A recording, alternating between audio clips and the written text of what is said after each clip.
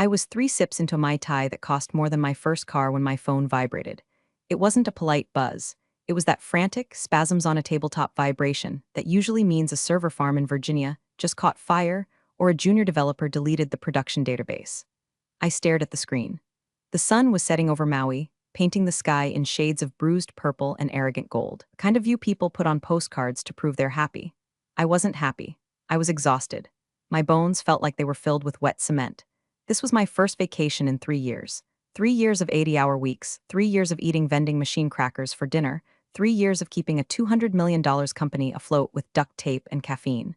Before I tell you what the screen said, do us a small favor and hit subscribe honestly. Seeing that number go up is the only thing cheaper than my ex-boss that actually gives me a serotonin boost.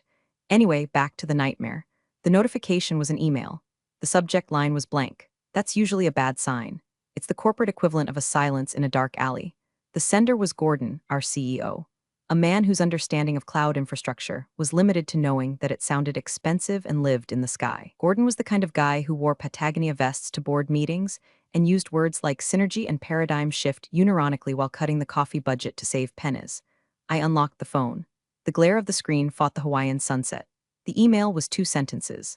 Effective immediately, your services are no longer required. Don't bother coming back. I read it once.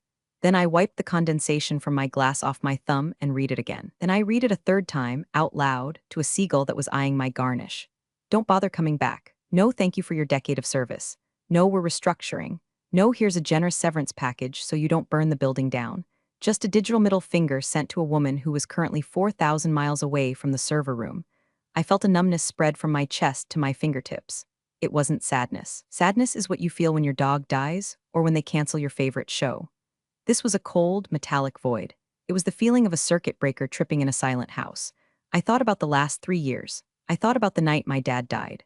I was in the hospital waiting room, laptop open on my knees, migrating our SQL database because Gordon insisted we couldn't afford downtime during business hours. I missed the moment my dad took his last breath because I was troubleshooting a latency issue on the payment gateway. I thought about the Christmas mornings I spent on Zoom calls with offshore teams. I thought about the gray hairs that had colonized my temples like invasive weeds. I was the uptime queen.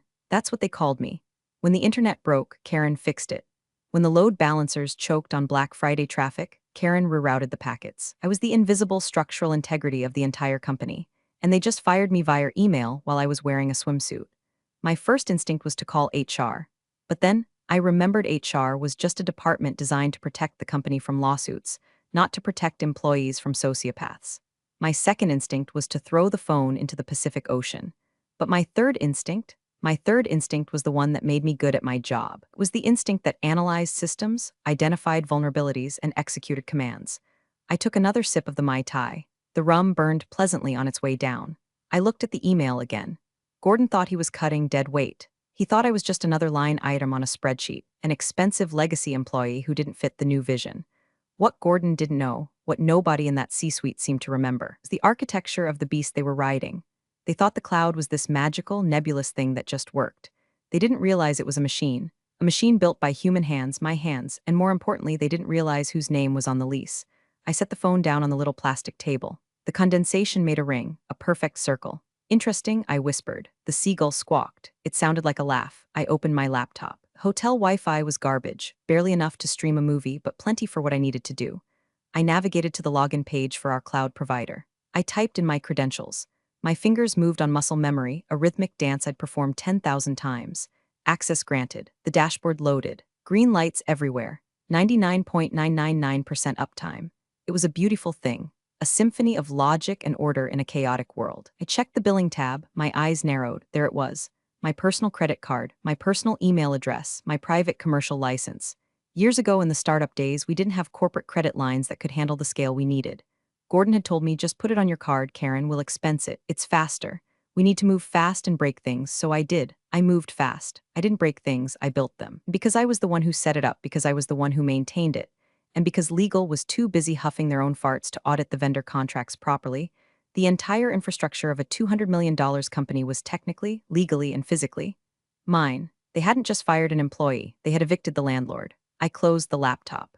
The sun was gone now. The ocean was black and restless. I wasn't going to scream. I wasn't going to cry. I was going to finish my drink. And then I was going to wait, because you don't interrupt your enemy when they're making a mistake. You let them pull the pin, you just make sure you're holding the spoon. Gordon wanted me gone, fine, but he was about to learn a very expensive lesson about gravity. When you cut the strings, the puppet doesn't just stop dancing, it collapses. I signaled the waiter. Another one? He asked, looking at my empty glass. Make it a double, I said. I'm celebrating. Oh, what's the occasion? I smiled. It wasn't a nice smile. It was the smile of a predator that just realized the cage door was unlocked. I just got fired, I said, and I think I just became the most powerful woman in the tech industry. The waiter looked confused, but he nodded and walked away. He didn't understand. Nobody did, not yet. But by tomorrow morning, everyone would know. The silence was coming. It was going to be deafening. To understand why a simple email triggered a nuclear meltdown, you have to meet Austin. Austin arrived 2 weeks ago like a bad smell masked by expensive cologne.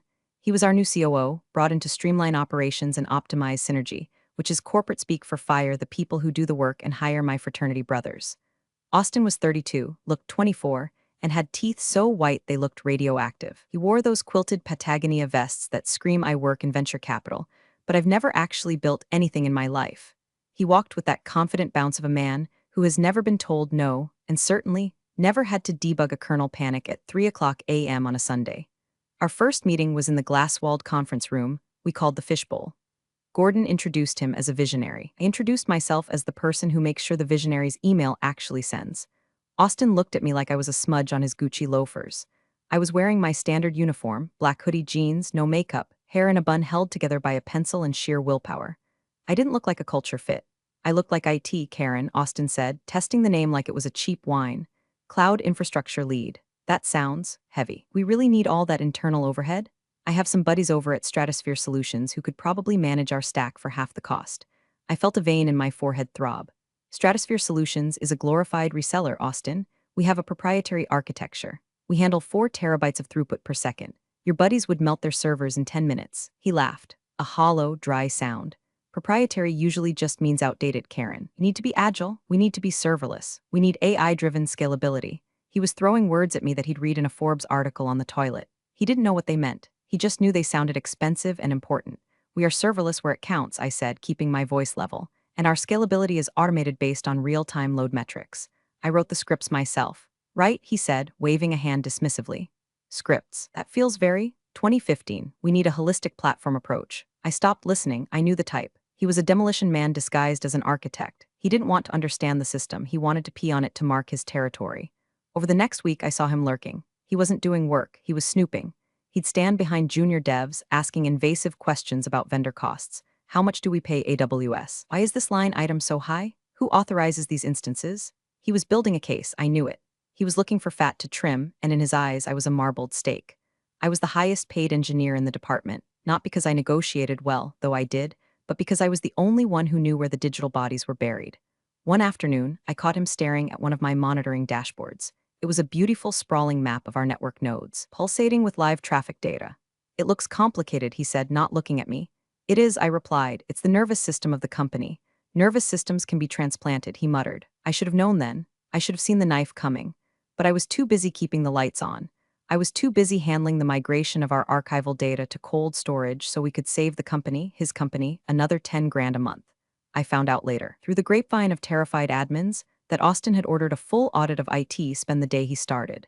But he didn't ask for the technical documentation. He asked for the billing contacts. He asked for the org charts. He wasn't analyzing the tech. He was analyzing the headcount. He saw a 45-year-old woman making 6 figures who didn't laugh at his jokes and didn't wear all birds, and he decided I was legacy debt. He convinced Gordon that I was a bottleneck, that I was hoarding information, that I was resistant to change. He probably told them he could replace me with a sleek, outsourced team that would use AI to do my job for pennies. The irony, of course, is that he was right about one thing. I was a bottleneck, but not in the way he thought. I wasn't clogging the pipe. I was the pipe. I was the valve. I was the dam holding back a chaotic flood of data that wanted nothing more than to crash the system. And he had just convinced the village idiot to blow up the dam. Back in Maui, sitting in the dark, I replayed that last conversation with him. You really think you're irreplaceable, don't you, Karen? He had sneered, leaning against my doorframe. Nobody is irreplaceable, Austin, I had said. But some things are load-bearing. You pull them out, the roof comes down. We'll see. He had said, yeah, Austin, we'll see. You wanted to cut costs? You wanted to eliminate the legacy overhead? Well, congratulations. You just saved the company my salary. But you forgot to ask who owned the building before you evicted the tenant. You were so busy looking at the inefficiencies that you didn't check the deed. I opened a new tab on my laptop. I pulled up the audit logs for the last 2 weeks. There it was. User, Austin COO accessing the billing summary. User, Gordon CEO approving a request titled IT Restructuring Plan. They had planned this while I was booking my flight. They waited until I was over the Pacific Ocean to pull the trigger, thinking I'd be too distracted by the aloha spirit to fight back. They thought I'd just fade away, embarrassed and defeated. They clearly didn't know that I run on spite and caffeine, and I was all out of caffeine. The morning after the email, I woke up with a headache that felt like a pickaxe in my frontal lobe. For a split second, the muscle memory of panic kicked in. I need to check the logs, did the nightly backup run, before the reality slammed into me.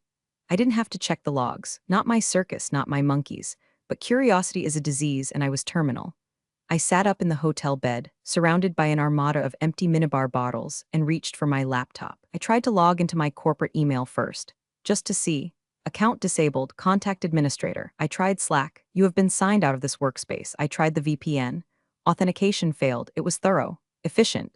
Austin had clearly given the order to the sysadmin team, my team, the kids I had hired and trained, to scrub me from existence the moment the email was sent. I could picture it. Kevin, my senior dev, probably typing the command with shaking hands, wondering if he was next. Sarah, the security analyst, probably crying in the break room because I was the only one who defended her when Austin made creepy comments about her energy. I tried calling my assistant David, straight to voicemail. You've reached David at Cloud Corp. They had ghosted me. A decade of work, of late nights, of saved disasters, and I was being treated like a rogue element, a security threat. It stung, I won't lie. It felt like walking into your own house and finding the locks changed and your family staring at you through the window like they've never seen you before. But then, the cold logic returned. They had locked the front door. They had boarded up the windows, but they forgot that the ground the house stood on belonged to me. I opened a private browser window. I typed in the URL for the AWS Management Console, not the corporate SSO login that routed through their identity provider. That was definitely dead. I went to the root login, the master key, username, KarenCloudArchitect@gmail.com password, redacted MFA code, entered from my personal phone. I held my breath. If they were smart, if Austin was even 10% as competent as his LinkedIn profile claimed, they would have seized this account first. They would have legally forced a transfer. It would have threatened me with a lawsuit to get the keys before firing me. Welcome to AWS Console. The dashboard loaded. I let out a laugh that sounded like a bark. They hadn't touched it. They hadn't even looked at it. To Austin, the cloud was just a utility bill. He didn't understand that accounts are tied to legal entities. When we started, the company credit card was maxed out buying Herman Miller chairs for the founders. I had used my personal Amex Platinum to spin up the initial clusters. I had registered the domain names. I had set up the root credentials. Over the years, I had tried to transfer it. I sent emails to legal. Hey, we need to migrate the root account ownership to a corporate entity for liability reasons. Legal's response: we're currently reviewing the liability implications of asset transfer. Let's circle back in Q3. That was 4 years ago. I sent emails to finance. Please update the billing to the corporate card. Finance's response: the corporate card has a spending limit that triggers a fraud alert with AWS recurring charges. Just keep expensing it, Karen. It's easier for the audit trail. Laziness, incompetence, bureaucracy. They had woven a rope of red tape, and now they had hanged themselves with it. I looked at the screen. The entire digital footprint of the company was right there. Production databases, the client portals, the source code repositories, the backup archives. I could see the real-time metrics. CPU usage was spiking, probably the morning login rush. The auto-scaling groups were spinning up new instances. The system was breathing, and I was holding the oxygen tube. I clicked on the billing tab. Current month-to-date balance, $42,308.12. Payment method, Karen's personal Amex. They fired me, but they were still charging lunch to my credit card. The audacity was almost impressive. I opened a terminal window on my laptop. I still had my SSH keys. They were hard-coded into the Bastion hosts because, again, I was the one who set up the security groups, and I needed emergency access that bypassed the corporate SSO in case the identity server went down. SSHI Karen rootpem EC2 user at production Bastion connected. I was in. I was inside the network. I was a ghost in the machine. I could see the active sessions. I saw Kevin's username logged into a database replica. I saw Sarah running a vulnerability scan. They were working, oblivious to the fact that their boss was hovering above them like a vengeful god. I typed a simple command. Who am I? Root. The word stared back at me. Root, the base, the source. The absolute power. I wasn't an employee anymore. I was a hostile external entity with administrative privileges. I sipped my lukewarm coffee. I could burn it all down right now. rm/rf/. The classic delete everything command. I could wipe the databases. I could encrypt the backups and throw away the key. It would take them months to recover if they ever did.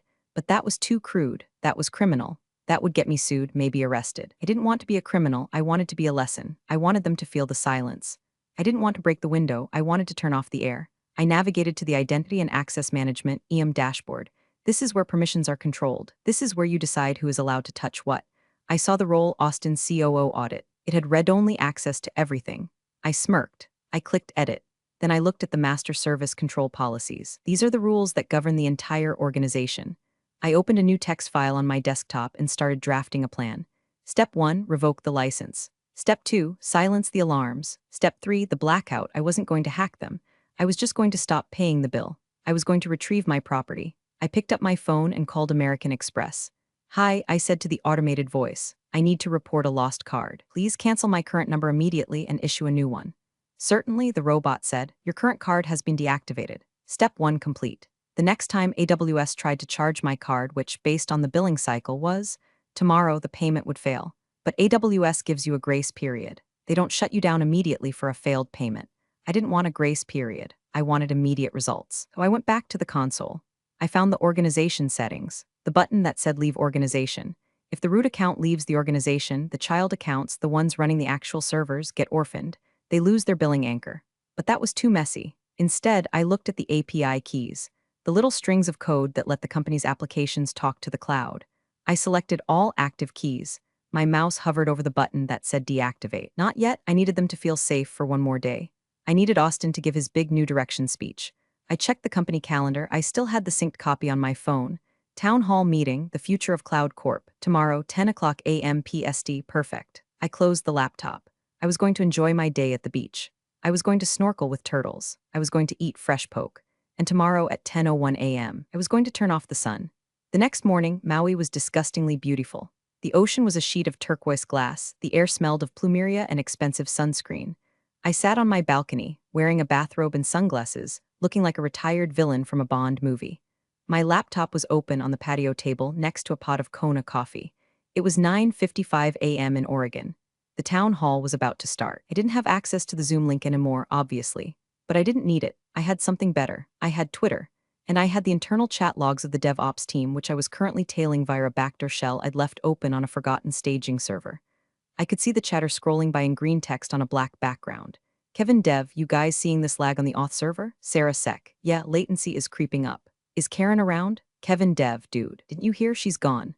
Sarah Sec, what when? Kevin Dev, Austin fired her yesterday via email.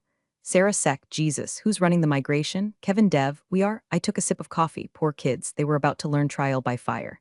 10 o'clock a.m. The town hall was starting. Austin would be on stage now, flashing those veneers, talking about lean operations and trimming the fat. He was probably making a joke about how easy it is to manage the cloud in 2024. "It's all automated," he'd say. "It runs itself." I minimized the chat and brought up the AWS console. I navigated to CloudWatch, the monitoring service.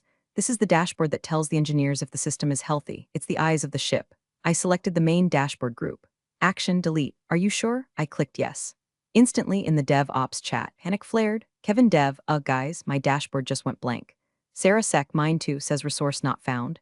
New guy Steve, is the internet down? Kevin Dev, no, Slack is working, the monitors are gone. The widgets are just deleting themselves. I smiled. Step 1, blind the enemy. They couldn't see the traffic spikes. They couldn't see the error rates. They were flying a 747 in a thunderstorm, and I just covered the windshield with duct tape. Now for the engines. I navigated to the API gateway. This is the front door for all mobile apps and web clients. Every time a customer tries to log in, check their balance, or upload a file, it goes through here. I selected the production stage. I looked at the throttling settings. Currently set to 10,000 requests per second. I changed it to 0. Update configuration. The loading spinner spun for 3 seconds, then success. I switched back to the chat logs. Took exactly 12 seconds. Support bot, alert, ticket volume spiking. 50 new tickets in 10 seconds. Kevin Dev, I'm getting 503 errors on the login page. Sarah Sec, the app is dead, I can't log in. New guy Steve, what do we do? Who knows how to revert the API config? Kevin Dev, that was Karen's domain. I don't even have write access to that gateway. Chaos, pure, unadulterated entropy. I opened Twitter. I searched for Cloud Corp. At Angry User 123, is it Cloud Corp down? App keeps crashing. At TechCruncher, reports surfacing of major outage at Cloud Corp. Timing coincides with rumored executive shakeup. At CryptoBro99 at Cloud Corp rug pull, my assets are frozen. I checked the time. 10:15 a.m. Austin was probably just getting to the part of his speech about unmatched reliability. Suddenly, my personal cell phone buzzed. It wasn't a notification, it was a call. I looked at the ID. Gordon, I let it ring, it stopped. Then it rang again immediately. I let it ring. Then a text came through. Gordon, Karen, are you seeing this? System is down, need you to hop on a call ASAP. I laughed out loud. The seagull was back, watching me. He thinks I work for him, I told the bird. I didn't reply. I just watched the chat logs accelerate. Kevin Dev, Austin just ran out of the conference room. He looks like he's gonna puke. Sarah Sek, the CTO, is screaming at me asking why the rollback isn't working. Kevin Dev, tell him we don't have permissions. The rollback script runs on the Jenkins server, and the Jenkins server can't talk to the repo because the keys are dead. They were figuring it out. Slowly, they were realizing that the fat they trimmed was actually the muscle, the bone, and the brain. I decided to turn the screw one more time. I went to the RDS database console. I didn't delete the data, I'm not a monster. But I did modify the security group, the virtual firewall. I removed the rule that allowed the web servers to talk to the database. Effectively, I just cut the phone line between the brain and the memory. The application wasn't just down now, it was lobotomized. Another text from Gordon. Gordon, Karen, pick up. This is an emergency. We will pay your consulting rate. I took a slow sip of coffee. Consulting rate? Oh, Gordon, we are way past consulting rates. We are in the realm of you insulted my ancestors' rates. I typed a reply but didn't send it yet. Who is this? No, too petty. I watched the stock ticker for Cloud Corp. It was a private company, but the investors watched the uptime like hawks. I knew the VC firms had automated alerts. Their phones were blowing up right now, too. Austin's little audit had just cost them more in 20 minutes than my salary for the next 10 years.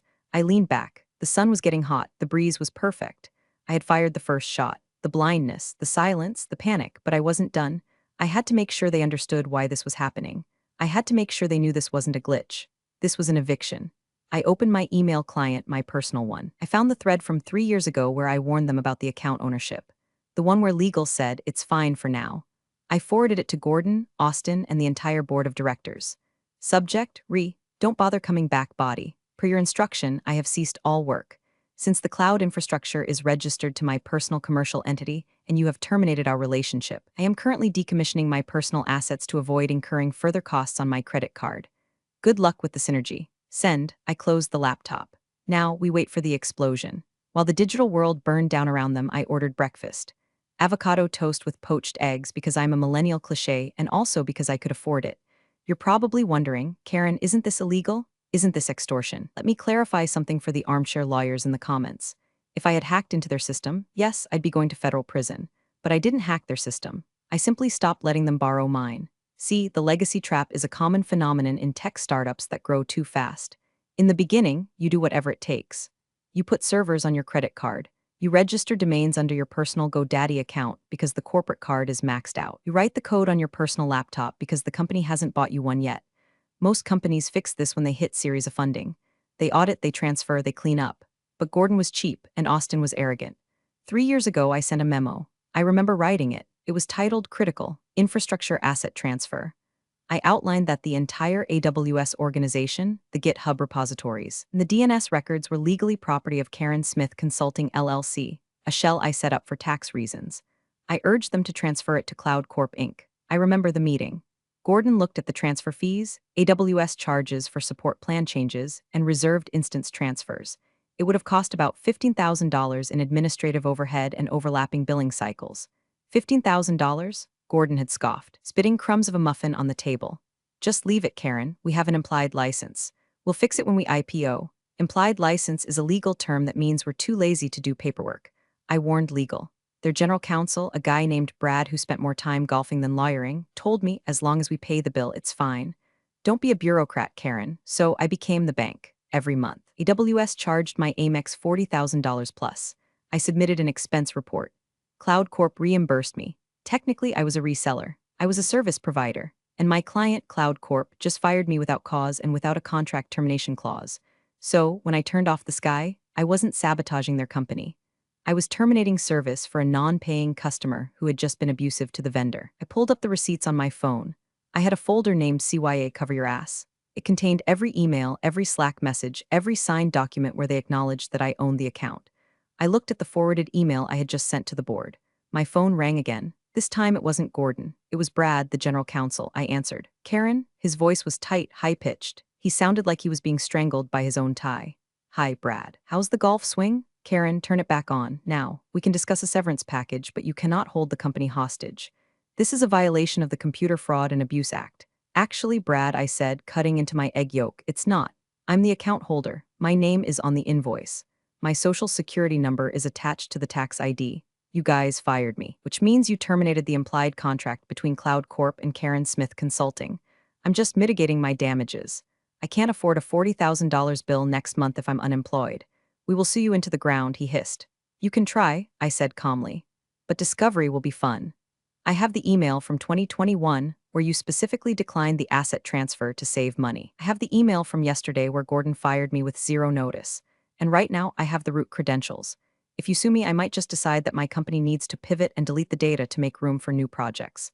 Silence. Long, heavy silence. What do you want? Brad asked. The fight was leaving him. He knew I had them. He knew that even if they won a lawsuit in 2 years, the company would be dead in 2 days without the data. I don't want to talk to you, Brad, I said. And I don't want to talk to Gordon, I want to talk to the board. The board is in an emergency meeting, he said. Good, tell them to check their email, and tell Austin. I paused. Tell Austin that legacy debt collects interest. I hung up. I checked the timestamp. It had been 45 minutes since the outage began. The losses were probably hitting the $1 million mark. Customers were churning. Data was stagnant. I felt a twinge of guilt about the customers, the innocent businesses relying on our platform. But then I remembered the way Austin looked at me when he said, "Do we really need all that overhead?" Yes, Austin, you do. And right now the overhead is standing over your grave. I finished my breakfast. The adrenaline was starting to fade, replaced by a cold, hard resolve. This wasn't a game anymore. This was a negotiation. And I held the only currency that mattered. By 11 o'clock a.m., the situation had shifted from technical difficulty to existential threat. My phone was vibrating so constantly it was sliding across the table on its own. Calls from Gordon, calls from Brad, calls from numbers I didn't recognize, probably board members. I ignored them all. Then a text came in from Marcus. Marcus was the CTO. He was a decent guy, actually. A bit spineless. The kind of leader who let Austin steamroll him because he avoided conflict, but he respected the tech. He had been at a conference in London, which is why he hadn't been part of the ambush yesterday. He must have just landed and turned his phone onto the apocalypse. Marcus, Karen, I just landed. The dashboard is red. Everyone is screaming. Kevin says he can't access the route.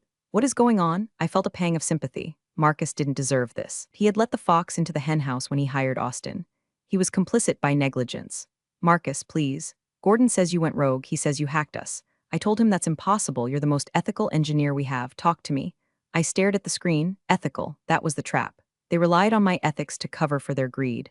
They assumed I would never let the system fail because I loved it too much. They weaponized my professionalism against me. I typed a reply. Me. I didn't hack anything, Marcus. I just took my keys back. Marcus, keys? What keys? Me, the AWS root keys. The ones registered to my personal email. The ones I asked you to transfer 3 years ago, remember? 3 bubbles appeared. He was typing, then stopped, then typing again. Marcus, oh my God, you own the infra. Me, bingo. Marcus, Karen, Gordon is an idiot. Austin is a fraud, I know that, but we have clients. We have hospitals using our data archives. You have to turn it back on. Hospitals, that was a low blow. We did have a few healthcare clients, but their critical systems were on-prem. We just handled their cold storage backups. Nobody was dying, but Marcus knew how to hit my conscience. Me, I can't, Marcus. I'm not an employee. I have no authorization to operate Cloud Corp systems. That would be a liability. Marcus, stop IT. This isn't a joke. Why is the cloud inaccessible? And there it was, the question, the panic. The realization that the invisible thing they took for granted was gone. I typed the line I had been holding in my chest for 24 hours. Me, because you fired the sky. I hit send. I watched the read receipt appear instantly. You fired the sky. It was dramatic, maybe a little over the top, but it was true. They thought the cloud was just there like air. They didn't realize it was a service I provided. Structure I upheld. 10 seconds later, Marcus called. I answered this time. Karen, he breathed. He sounded like he was running through an airport. I'm firing Austin. Right now, I'm calling the board. I'm telling them everything. Just, please, give us the keys. It's not that simple, Marcus, I said, my voice steady. I don't trust you anymore. You let a guy in a fleece vest dismantle my team.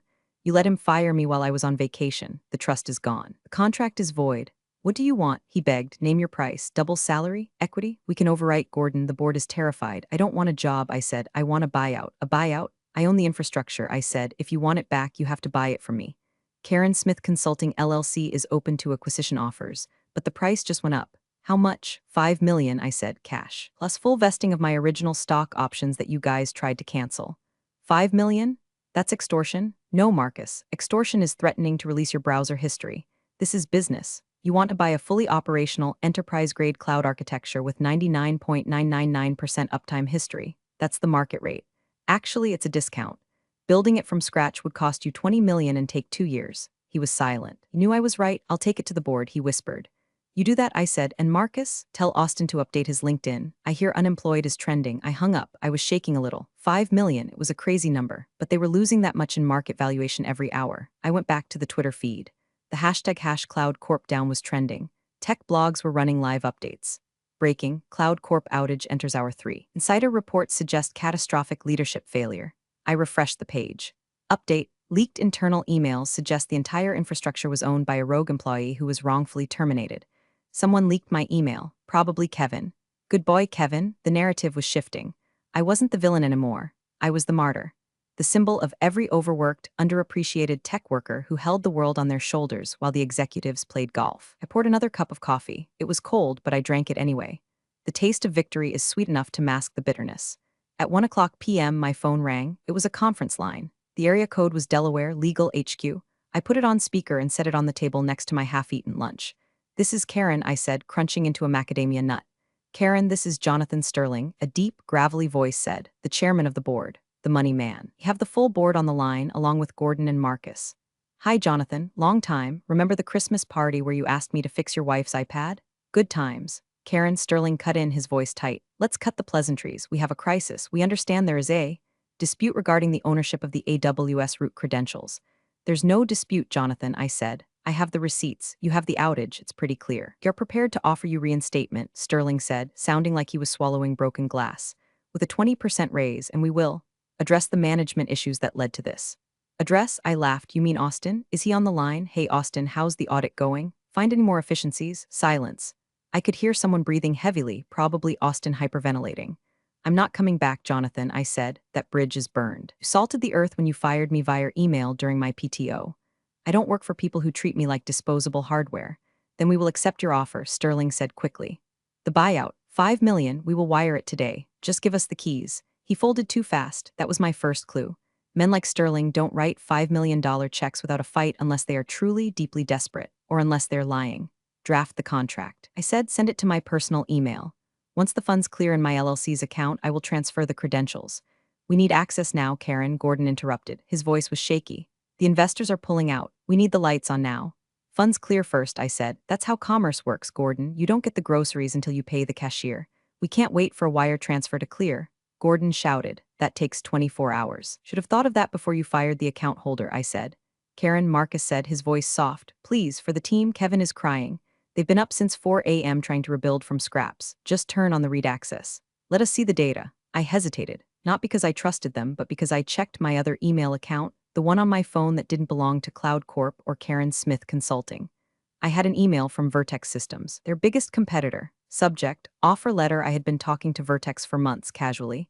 Their CTO, Alina, was a friend. She knew I was unhappy. When she saw the news break this morning, she didn't just send condolences. She sent a PDF. I opened it while the board breathed heavy on the line. Position, VP of Cloud Architecture. Salary, double my current package. Signing bonus, $500K. Equity, substantial. But the kicker was the text message Alina sent me separately. Alina, hold the line. We're preparing a hostile bid for Cloud Corp. If their stock tanks another 10%, we can buy them for parts. We want you to run the integration. I smiled. The game had changed. I wasn't just selling the keys, I was selling the castle. Karen, Sterling asked. Are you there? I'm here, I said. I'm thinking. We will wire $100,000 immediately as a good faith payment. Sterling offered. Just turn on the servers. No, I said. Here's the new deal. I'm going to hang up. You're going to send the contract for the full 5 million, and while you're doing that, I suggest you check the news wire. What? Why? Because I said I think you have bigger problems than me. I hung up. I didn't have to wait long. 5 minutes later, the notification popped up on my screen. Breaking, Vertex Systems announces tender offer to acquire struggling Cloud Corp at $12 per share, a 40% discount from yesterday's valuation. The board meeting I just left must have turned into a bloodbath. They weren't just fighting me anymore. They were fighting for their existence. And I held the ace. If Vertex bought Cloud Corp, I wouldn't need to sell the keys to Sterling. I'd be giving them to Alina, my new boss. I texted Alina, they're on the ropes. Finish them? Alina replied, offer sent to board. We explicitly listed resolution of infrastructure liabilities as a condition of closing. That means you. I leaned back. The sun was setting again. It had been 36 hours. I had destroyed a company, secured a massive payday, and lined up a promotion, all while wearing a bathrobe. But there was one loose end. Austin. I wanted him to know it was me. not just the rogue employee, but the specific woman he underestimated. I opened my laptop again. I still had root access. The system was still down for the world, but I could still push a message to the internal splash page, the one the employees saw when they tried to log in. I typed a simple HTML file. H1 error 404, competence not found /H1P, please contact Austin for support. He knows a guy at Stratosphere Solutions. /P, I pushed the update. Petty? Yes. Professional? No. Satisfying? Orgasmic. The next 12 hours were a blur of lawyers, DocuSigns, and vindication. Cloud Corp rejected the buyout offer from Vertex initially. Hubris is a hell of a drug. They thought they could still salvage it. They thought they could bully me into submission. Brad sent a cease and desist. I replied with a screenshot of the AWS terminate account button. He went silent. Gordon went on CNBC to try and calm the markets. He looked like he hadn't slept in a week. He stammered something about a vendor dispute and legacy anomalies. The anchor asked him, "Is it true that a single employee owns your entire cloud stack?" Gordon froze. He blinked. "It's a complex legal situation." The stock tanked another 15% before the commercial break. That's when Alina called me. "They're folding," she said. Her voice was crisp, professional. Triumphant, "Sterling just called our CEO. They're accepting the acquisition offer. $10 a share. It's a fire sale." "Congratulations," I said. "You just bought a lemon." "No," Alina said. "We bought the customer list. And we bought the IP, the infrastructure. Well, we have our own. We just need to migrate the data. And lucky for us, we just hired the person who has the keys." I felt a genuine smile spread across my face. "So I'm hired." "The offer letter is in your inbox," Alina said. "VP of Infrastructure. You report directly to me. No Austins, no Gordons, and Karen, we pay for the AWS accounts on the corporate card. From day one." "Deal," I said. "One condition," Alina added. "We need the Cloud Corp system back online by tomorrow morning. We can't announce the acquisition if the product is dead. It scares the clients." "Consider it done," I said. "But I want to do it my way. As long as it's green by 9 a.m., I don't care how you do it." I hung up and opened the Vertex offer letter. It was beautiful. A signing bonus that wiped out my mortgage. Stock options in a stable, competent company, and a title that commanded respect. I signed it digitally. Then I drafted one last email to the Cloud Corp board. To Board of Directors CC, Gordon, Austin, Brad from Karen Smith, VP. Vertex Systems, subject. Resolution: as you are aware, Vertex Systems has acquired Cloud Corp. As the new VP of Infrastructure for Vertex, I am authorized to assume control of all legacy assets. I will be restoring service shortly. Regarding the $5 million buyout we discussed, since Vertex now owns you, that point is moot. However, I have attached an invoice for $42,308.12 for this month's AWS bill. Please remit payment to my personal Amex immediately. Austin, I suggest you back up your emails locally. I'll be wiping the executive mail servers first as part of the security audit. I hit send. I imagined the room where they were reading it. The silence. The realization that not only had they lost the company, but the woman they fired was now coming back as their conqueror. I logged back into the AWS console. I went to the API gateway. I set the throttling limits back to 10,000. I went to the CloudWatch dashboard. I restored the widgets. I went to the security groups. I re-enabled the database connections. It took 5 minutes. Slowly, the graphs started to populate. The red lines turned green. The error rate dropped to 0. The heartbeat returned. I watched the traffic spike as users flooded back in. It was working. The sky was back on, but it wasn't their sky anymore. It was mine, and now it was Vertex's. I closed the laptop. I was done. I walked down to the beach. The stars were out. The ocean was loud. I felt lighter than I had in 20 years. They fired me to save money. In the end, it cost them everything. 2 days later, I was back in Oregon. Not at the Cloud Corp office. That place smelled of fear and packed boxes, but at the Vertex headquarters across town. It was a glass tower that actually looked like it was built in this century.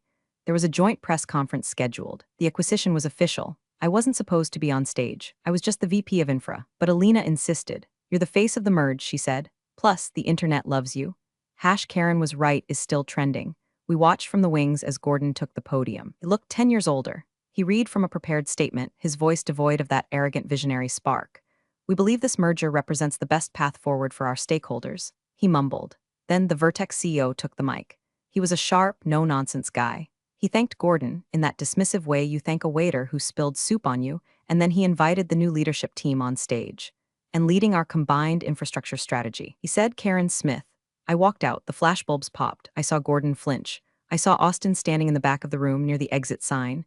He wasn't wearing his Patagonia vest. He was wearing a wrinkly suit. He looked small. I took the mic. I didn't have a speech prepared. I didn't need one.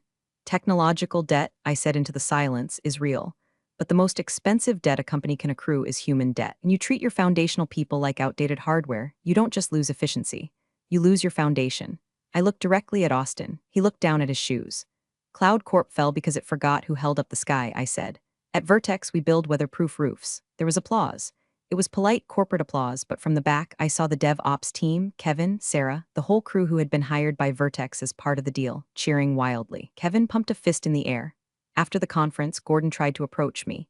Karen, he said, putting on a fake smile. No hard feelings, right? It's just business. I looked at him. I thought about the funeral I missed. I thought about the years of stress. It wasn't business, Gordon, I said. Business involves paying your bills. You were just a squatter. I walked past him.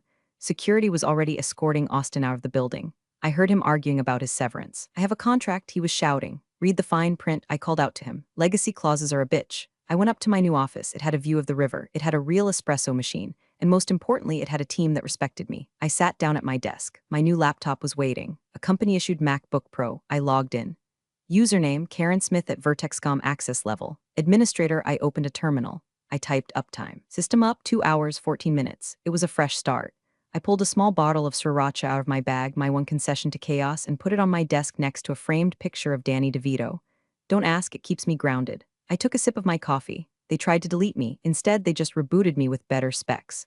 I put my headphones on. I played the sound of rain. The sky was clear. The forecast was excellent. And if anyone ever tried to fire me again, well, let's just say I made sure the kill switch on the new system was even harder to find. Funny how some people forget who built the system they depend on until it's gone. Karen didn't scream or beg, she just let silence speak for her. In the end, it wasn't revenge. It was accountability, delivered in code and calm. Thanks for tuning in, and I'll see you in the next story.